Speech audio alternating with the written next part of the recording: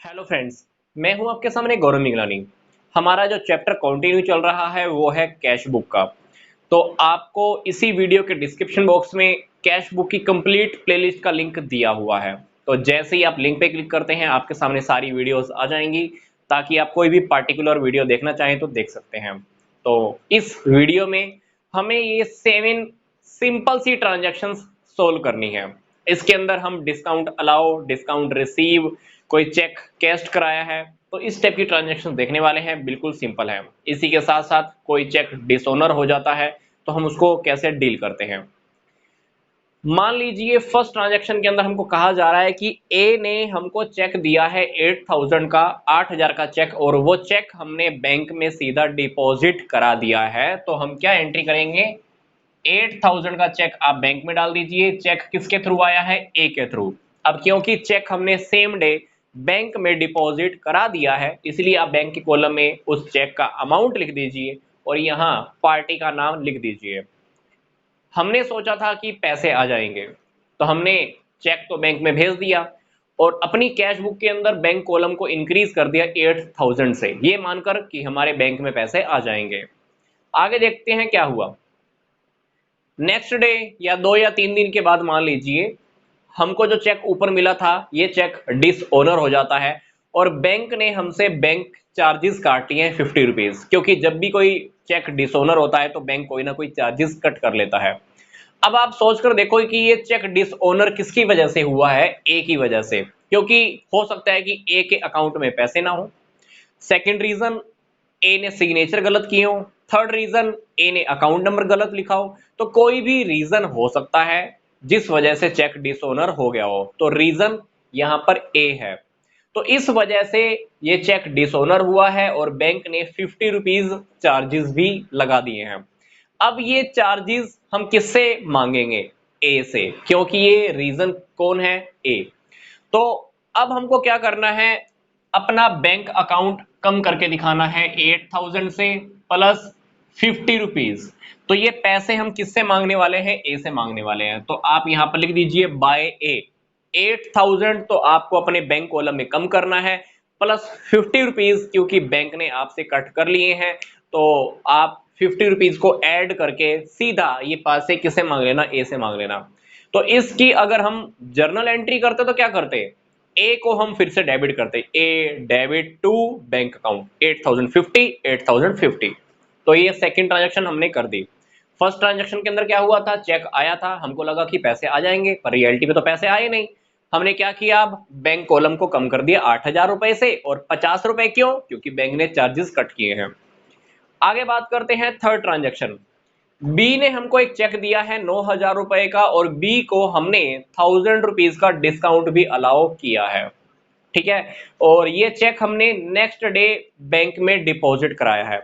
मतलब 3 तारीख को हम इस चेक को यहां पर रिकॉर्ड नहीं कर सकते। कैश बुक के अंदर हम इसकी एंट्री इस डेट पर नहीं कर सकते। तो जिस दिन हमारे पास चेक आया है वो चेक हमको अपने पास रखना होगा। मतलब थर्ड ट्रांजैक्शन के अंदर मेरे को क्या करना है, ध्यान से देखिए। Cheque in hand account debit, ये चेक आपके पास आया है, कितने का है, 9000 का, और आपने उसको डिस्काउंट कितना अलाउ किया है, 1000 का। 1000 का आपने डिस्काउंट अलाउ किया, और पार्टी कौन है, ये पार्टी का नेम है बी। तो आपने क्योंकि ये चेक सेम डे बैंक में डिपॉजिट नहीं कराया है, इसलिए 3 तारीख को आपको जर्नल प्रॉपर के अंदर ये जर्नल एंट्री करनी होगी। तो cheque in hand account debit, discount allowed account debit to B. अब ये चेक आपने अगले दिन नेक्स्ट डे बैंक में डिपॉजिट कराया है। ये चेक कितने का था, 9000 का। तो आप यहां पर 9000 लिख दीजिए और ये चेक इन हैंड अकाउंट आपको यहां लिखना होगा, क्योंकि ये चेक आपने अपने पास इस अकाउंट के नेम से रखा था। तो आपने क्या किया, बैंक के अंदर नेक्स्ट डे ये चेक डिपॉजिट करा दिया है।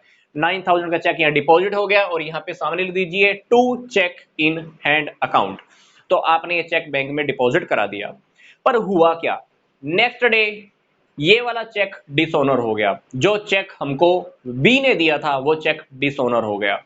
तो चेक डिसऑनर होने के केस में क्या होता है, आपको ध्यान से देखना होता है कि क्या आपने उस पार्टी को डिस्काउंट भी दिया था। अगर डिस्काउंट दिया था तो वो डिस्काउंट आपको अब डिस अलाउ करना होता है, क्योंकि आपने बी को डिस्काउंट दिया था ये मानकर बी अच्छा बंदा है, आपने बी को 1000 का डिस्काउंट दे दिया और बी को बोला कि चल 9000 दे दे। अब डिसऑनर हो गया चेक, तो आप बी को कहोगे कि तेरा चेक डिसऑनर हुआ है, तो मैं तेरे से डिस्काउंट जो तेरे को दिया था वो मैं कैंसिल करता हूं, तेरे से मैं पूरा का पूरा पैसा वापस मांगता हूं। पर फिलहाल अभी आपका क्योंकि चेक डिसऑनर हुआ है, चेक डिसऑनर होने वाले दिन आपको क्या करना पड़ेगा, आपका बैंक कॉलम आपको 9000 से फिर से रिड्यूस करना होगा, डिक्रीज करना होगा, क्योंकि आपने बैंक कॉलम को इंक्रीज किया था, आप बैंक कॉलम को डिक्रीज कर दीजिए एक बार तो 9000 से। ये डिक्रीज होने का रीजन कौन है, बी। तो इस एंट्री का मतलब यह है कि आप बी से 9000 मांग रहे हो और अभी हम उससे 1000 और भी मांगने वाले हैं। तो 1000 और मांगने वाले हैं, तो 5 तारीख को 5th डेट को हमने एक एंट्री तो यहां लगा दी। अब 5th डेट को आप जर्नल प्रॉपर के अंदर एक एंट्री और लगाने वाले हो। आप क्या लिखोगे, B debit to discount allowed account. तो ये एंट्री आपको जर्नल प्रॉपर में करनी होगी, क्योंकि ये वाली एंट्री आप यहां पर नहीं कर सकते थे, क्योंकि यहां पर ना तो कोई कैश का मैटर है ना यहां पर कोई बैंक का मैटर है। इसलिए जो डिस्काउंट अलाउ किया था आपने उसको, वो अब आपने उसको कैंसिल कर दिया है। तो 9000 आपने उससे यहां पे मांग लिए और 1000 आपने उससे यहां मांग लिए, तो मतलब बी को आपने फिर से डेटर बना दिया है 10000 से। ठीक है, देखते हैं अब हम नेक्स्ट ट्रांजैक्शन। हमने सी को एक चेक दिया है 5000 का और सी के थ्रू हमें डिस्काउंट भी रिसीव हुआ है, कितना, 500 का। अब किसी भी पार्टी को जब हम चेक देते हैं तो आपका बैंक कॉलम डिक्रीज होने वाला है, क्योंकि आपकी पेमेंट बैंक से कट होने वाली है। तो डेफिनेटली सी को जितने का भी चेक दिया है वो आप यहां पे लिख दीजिए, आपने सी को 5000 का चेक दिया है। पर डिस्काउंट रिसीव्ड की एंट्री आप यहां पर नहीं कर सकते, क्योंकि यहां पर डिस्काउंट रिसीव्ड का कॉलम ही नहीं है। तो डिस्काउंट जो आपने सामने वाली पार्टी से रिसीव किया है उसकी एंट्री आपको कैश बुक से बाहर जर्नल प्रॉपर में करनी होगी। तो डिस्काउंट रिसीव्ड आपके लिए इनकम है, तो डिस्काउंट रिसीव्ड के अकाउंट को आपको क्रेडिट करना होगा। पर ये डिस्काउंट रिसीव्ड किससे हुआ है, सी से। तो आप क्या कीजिए, यहां पर सी को डेबिट कीजिए, C debit 500 to discount received account 500। तो ये जो एंट्री थी 6th डेट की, एक ट्रांजैक्शन यहां हो गई और इसी की सेकंड ट्रांजैक्शन आपने कैश बुक से बाहर जर्नल प्रॉपर में रिकॉर्ड कर दी। तो ये हमारी ट्रांजैक्शन 6th भी कंप्लीट हुई। देखते हैं 7th ट्रांजैक्शन। 7th ट्रांजैक्शन के अंदर क्या लिखा हुआ है, कैश्ड ए चेक 10,000। मान लो मेरे को पैसे की जरूरत थी, तो मैंने क्या किया, बैंक के अंदर एक चेक लिख दिया, भाई मेरे को ही पैसे दे दो।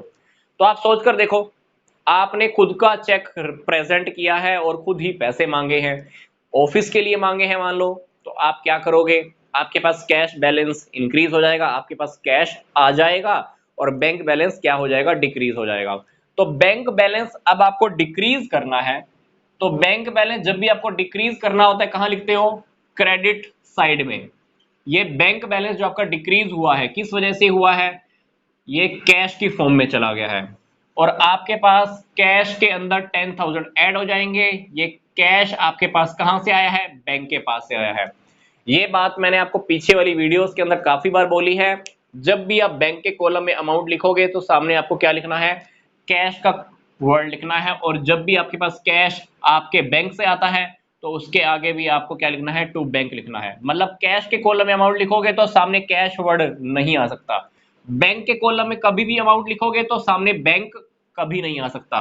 तो एक ऐसी ट्रांजैक्शन जिसकी वजह से सेम टाइम पर सेम अमाउंट से हमारा बैंक कॉलम डिक्रीज हो जाए, कैश कॉलम इंक्रीज हो जाए, तो उसको हम बोलते हैं कॉन्ट्रा ट्रांजैक्शंस। तो इसीलिए मैंने एलएफ के कॉलम में इसी सेम ट्रांजैक्शन के आगे क्या लिख दिया, सी सी। सी लेटर का क्या मतलब है, कॉन्ट्रा ट्रांजैक्शंस। तो कॉन्ट्रा ट्रांजैक्शंस क्या होती हैं, इसका टॉपिक ऑलरेडी मैं एक्सप्लेन कर चुका हूं, जिसका वीडियो भी आपको प्लेलिस्ट के अंदर मिल जाएगा। तो ये थी हमारी कंप्लीट वीडियो। मिलूंगा मैं आपको अब नेक्स्ट वीडियो में। यहां तक का वीडियो देखने के लिए आपका धन्यवाद।